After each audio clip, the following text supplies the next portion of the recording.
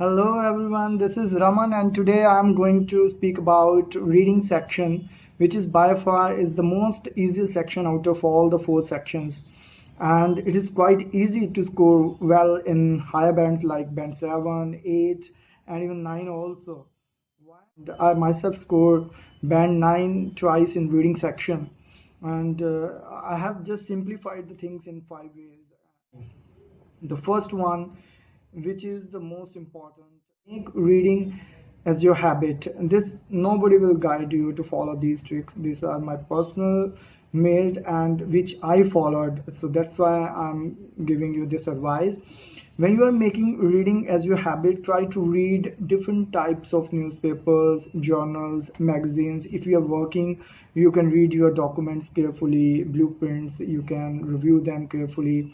So it will give you ample of ideas and make you quite compatible with the different types of prevailing issues. And moreover, you can increase your vocabulary.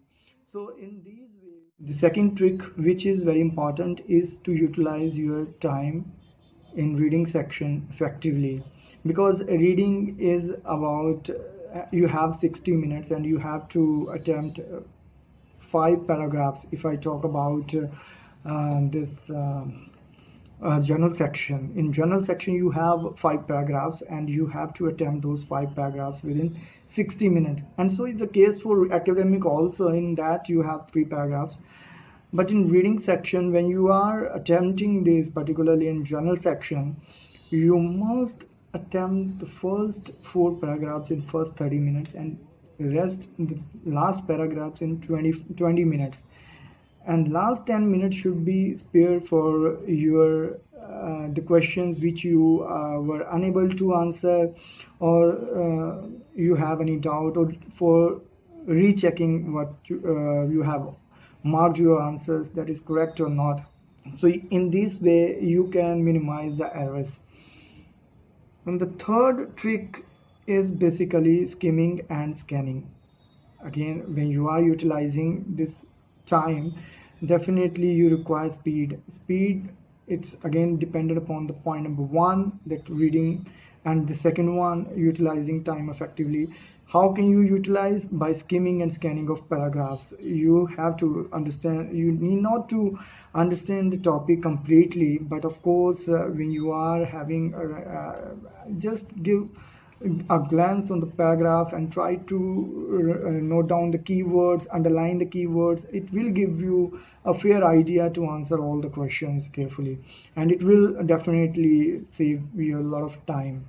In this way you can save your time, and you can spare 10 minutes out of 60 minutes for your rechecking.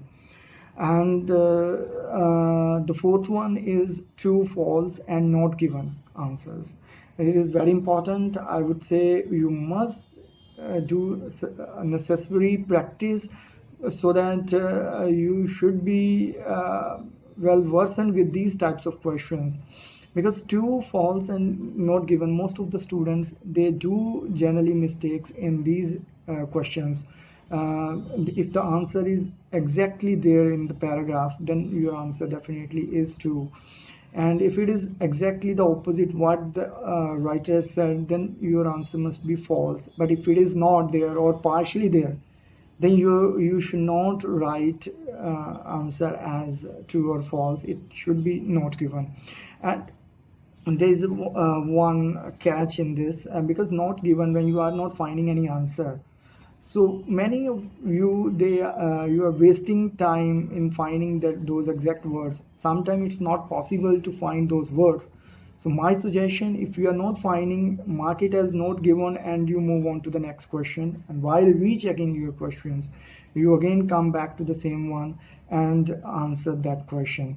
I will make one video on true, false, and not givens, and I will explain this in detail. And the fifth one is basically the paragraph matching. It is by far is the most difficult section, and in the fourth in the last paragraph, the paragraph number 5th, you will find paragraph matching as well as filling the blanks. So here in the 5th trick, I tell you the trick how to basically do this how to solve this paragraph matching.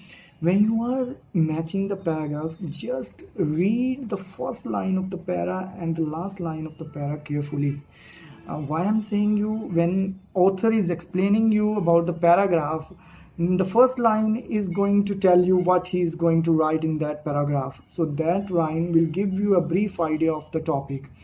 And the last line is the briefing out what he said basically in the above lines. So he will brief up all the things in the last line. So you will definitely have an idea about the questions, and you will have a clue at least for most of the questions. In this way you can save your time and exactly you can find your answer, and moreover it again that you will become familiar with the topic. And in the filling the blanks, I would say don't do silly mistakes. Many students, they do grammatical mistakes. Suppose if the answer is something, um, you can say built, so they are not answer is built if they are mentioning is or was, so you must use building or something like that, so that the present participle and past participle must be dealt with care, lot of care and a lot of attention. So filling the blanks is the most easiest ones, definitely, but don't do this silly mistake which generally students do. And definitely with these tricks, I guarantee you that you will get band 9. I scored band 9 twice without any coaching. You guys like this video, and if you want me to make more videos like it, definitely please comment. If you have any doubt in particular section, please write down.